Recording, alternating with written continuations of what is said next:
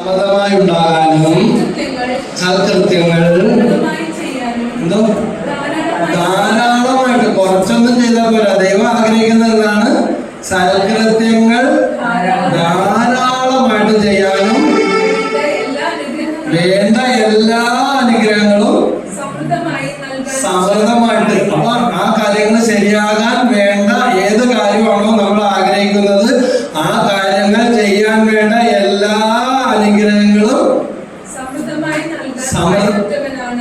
കഴിവുറ്റവനാണ് ദൈവം. Hallelujah hallelujah hallelujah hallelujah hallelujah. ഞങ്ങൾക്ക് വേണ്ടുന്ന അനുഗ്രഹങ്ങൾ സമൃദ്ധമായിട്ട് നൽകാൻ കഴിവുറ്റ ദൈവമേ നന്ദി പറയുന്നു. Hallelujah hallelujah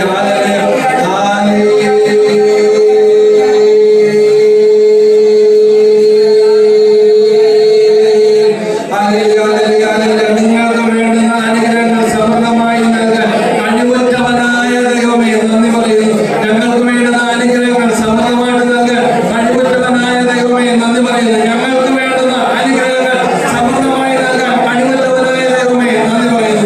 hallelujah hallelujah hallelujah hallelujah hallelujah hallelujah hallelujah hallelujah hallelujah. യേശുവേ ആരാധന. നമുക്കെല്ലാവരും എഴുന്നേറ്റ് നിൽക്കാം.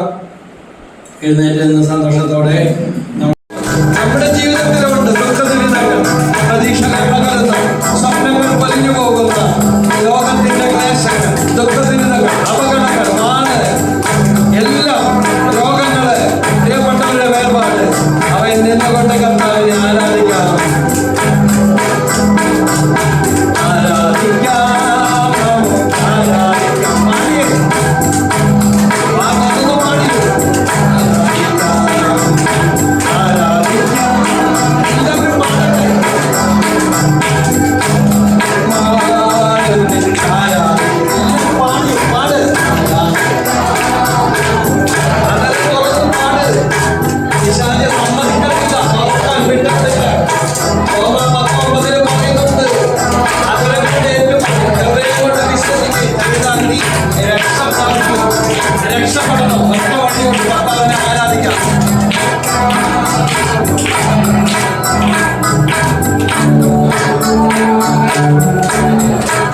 ശക്തിയോടെ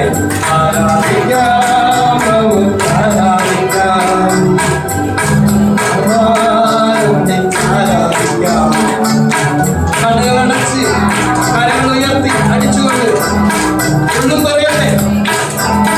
പാപങ്ങൾ ചെയ്യാൻ നിസ്സാരമായിട്ട് ഒരു ഗൗരവമില്ലാതെ ഈ അവയവങ്ങൾ ശരീരമൊക്കെ ഉപയോഗിച്ചിട്ടുണ്ട്. ഇന്ന് ദൈവത്തെ ആരാധിക്കാൻ ഈ നാള് ഈ അവയവങ്ങളെല്ലാം വിട്ടുകൊടുത്ത് ദൈവം തന്നതാണ് ഈ ജീവൻ, ഈ ജീവിതം ദൈവത്തിന്റെ ദാനമാണ്. ദൈവം പറഞ്ഞല്ലാതെ ഒന്നുമില്ല അവിടെ ജീവിതത്തിൽ.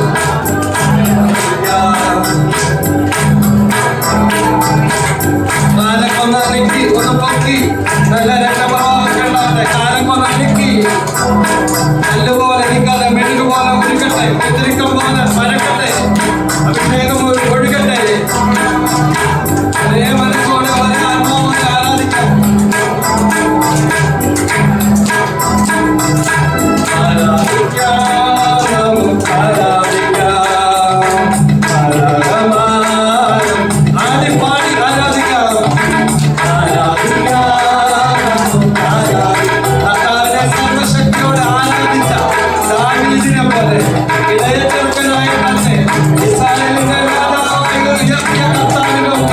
സർവശക്തിയോടുകൂടെ നൃത്തം ചെയ്തു ആരാധിച്ച ദാവീദ് രാജാവിനെ പോലെ ആരാധിക്കാം. ഈ അനുഗ്രഹങ്ങളെല്ലാം ദൈവം തന്നതാ. ദൈവം തന്നതല്ലാതെ ഒന്നുമില്ല. ഈ ശബ്ദവും ഈ രൂപവും ഈ പങ്കാളിയും ഈ കുടുംബവും ഈ മക്കളും നമ്മളെ ഭാരപ്പെടുന്നതും നമ്മൾ അഹങ്കരിക്കുന്നതും ദൈവം തന്നതല്ലാതെ ഒന്നുമില്ല. ആരാധിക്കാം.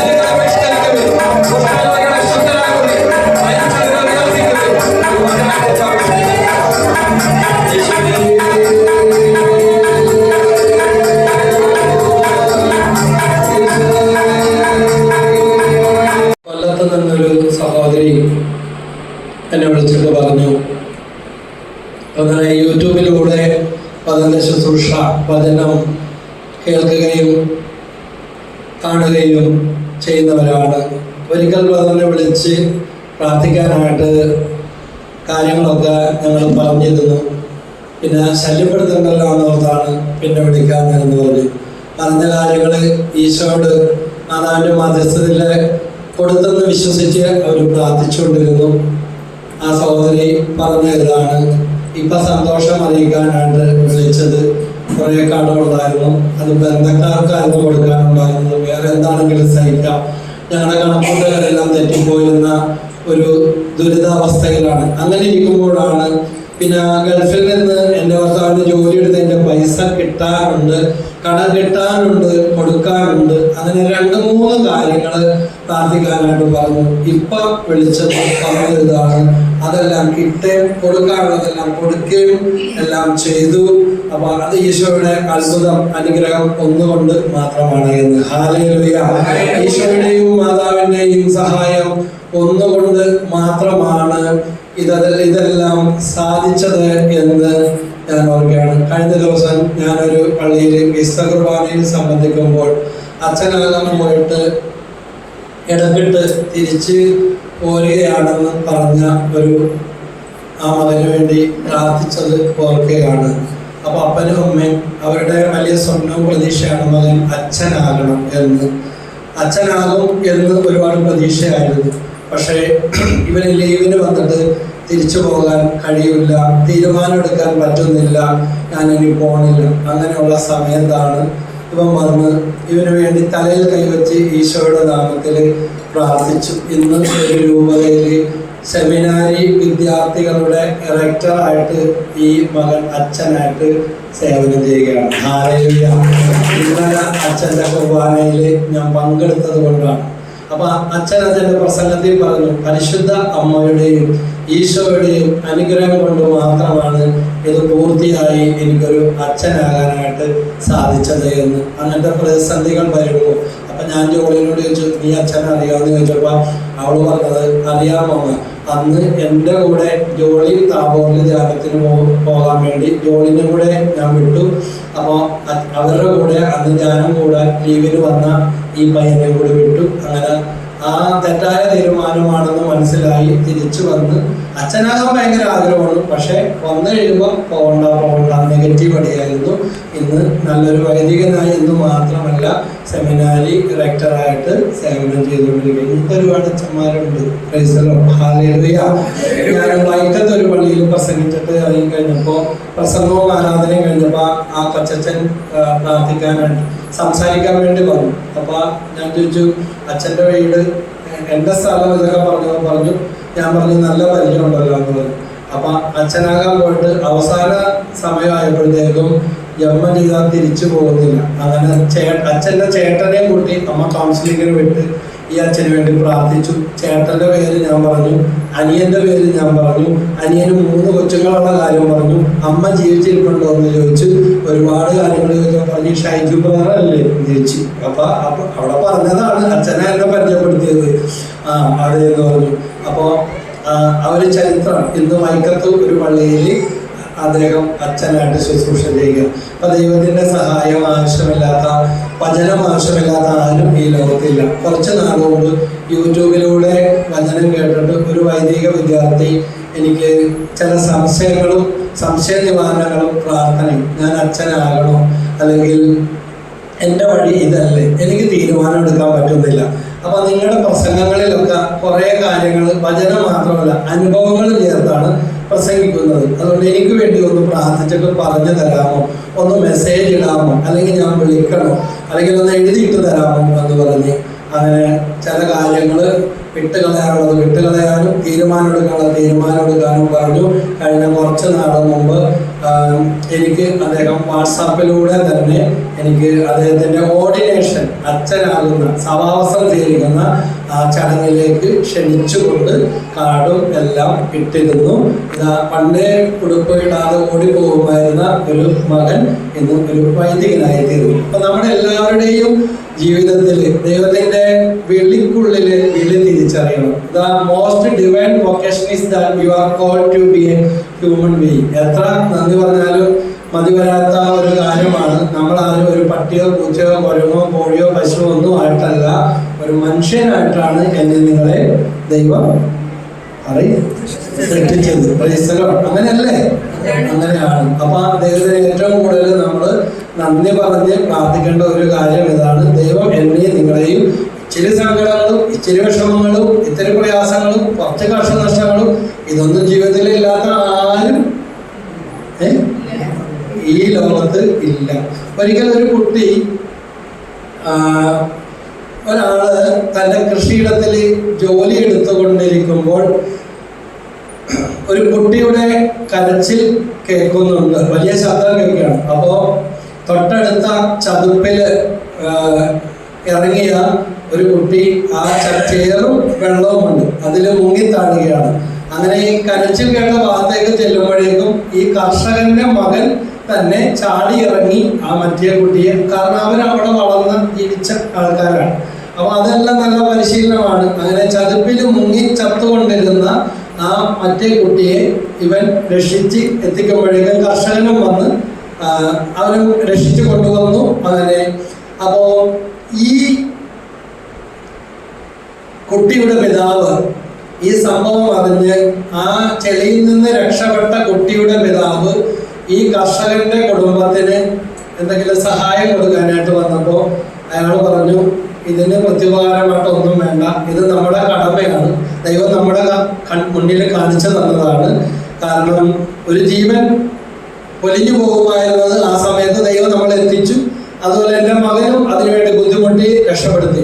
അപ്പൊ ആ കുടുംബത്തിന്റെ സ്ഥിതി അറിഞ്ഞ് സാമ്പത്തികമായിട്ട് ഒരുപാട് ആവശ്യങ്ങളുണ്ട്, പഠിക്കാനായിട്ട് വഴിയില്ല, ഇങ്ങനെയൊക്കെ വിഷമിക്കുന്ന ഒരു കുടുംബമാണെന്ന് അറിഞ്ഞപ്പോൾ ആ വന്ന ചെളിയിൽ നിന്ന് രക്ഷപ്പെട്ട കുട്ടിയുടെ അപ്പം പറഞ്ഞു, എന്നാൽ സഹായമായിട്ട് സ്വീകരിച്ചില്ലെങ്കിലും ഒരു കാര്യം ചെയ്യാം, നിങ്ങളുടെ മകൻ പഠിക്കാനായിട്ട് നല്ല കഴിവുള്ള വ്യക്തിയാണെന്ന് അറിഞ്ഞല്ലോ, ആ മകന് എന്തോരം വരെ പഠിക്കാൻ പറ്റും അത്രയും വരെ പഠിക്കാൻ വേണ്ട എല്ലാ സ്പോൺസർഷിപ്പും സാമ്പത്തിക സഹായവും താൻ ചെയ്തു കൊള്ളാമെന്ന് പറഞ്ഞു. അങ്ങനെ ആ മകനെ രക്ഷിച്ചതിന്റെ പ്രത്യുപകാരമായിട്ട്, ജീവൻ തിരിച്ചു കിട്ടിയതിന്റെ പ്രത്യുപകാരമായിട്ട് ഈ കുട്ടിയെ പഠിപ്പിക്കാൻ തുടങ്ങി.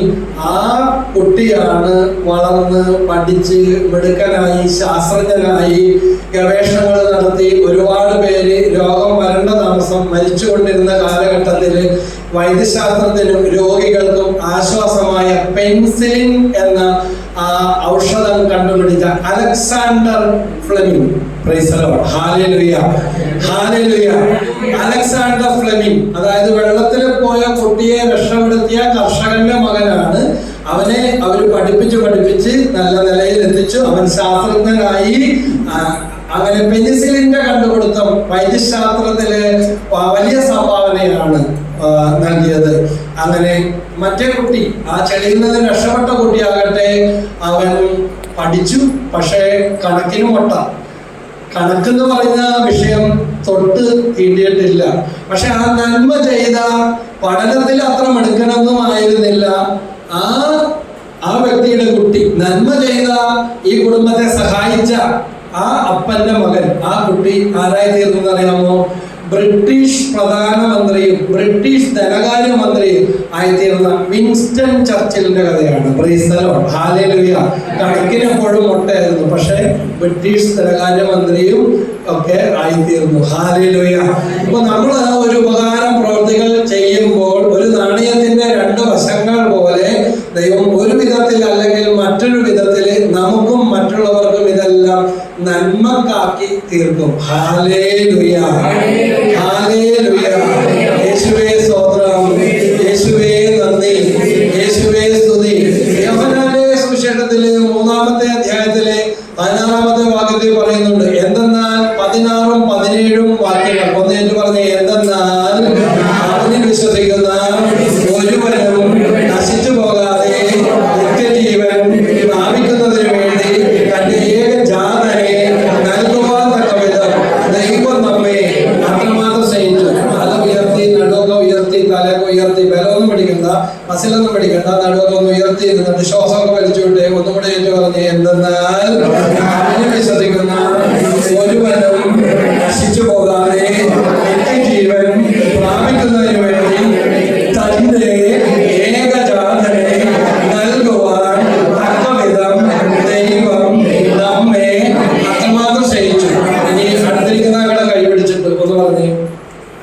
അടുത്തിരിക്കുന്ന ആക്കളെ കൈ പിടിച്ചിട്ട് ഇങ്ങനെ പറഞ്ഞാൽ മതി, വന്നിരുന്ന പോരാ, ഉണർന്നിരിക്കണം, അങ്ങനെ പറയാം. Praise the Lord. അത് ഇച്ചിരി കുടിക്കും അല്ലെ? അത് പറഞ്ഞേ, കൈ പിടിച്ചിട്ട് അടിക്കേണ്ടി പറഞ്ഞേ. ചിലരൊക്കെ സമാധിയിലിരിക്കുകയാണ്. നന്ദി, ഞങ്ങൾ വരെയെങ്കിലും ചെയ്തില്ലേ, ഞങ്ങളെല്ലാം എടുക്കരുത്, വേറെ കുറെ പേര് ഇങ്ങോട്ട് വന്നു പോലും ഇല്ലല്ലോ എന്ന് പറയും അല്ലെ? അപ്പൊ ആ ഈ പറഞ്ഞത് കൈ പിടിച്ചിട്ട് പറഞ്ഞേ, ദൈവം നമ്മെ അത്രമാത്രം സ്നേഹിച്ചു. എത്രമാത്രം സ്നേഹിച്ചു? അതാണ് നമ്മൾ കുരിശിൽ കണ്ടത്. അതാണ് നമ്മൾ കുരിശിൽ കണ്ടത്. Maximilian Kolbe. മാക്സിമിലിയൻ കോൾബേനെ കുറിച്ച് നിങ്ങൾ കേട്ടിട്ടുണ്ടോ? ആരാണ്? നാസി തടങ്കൽ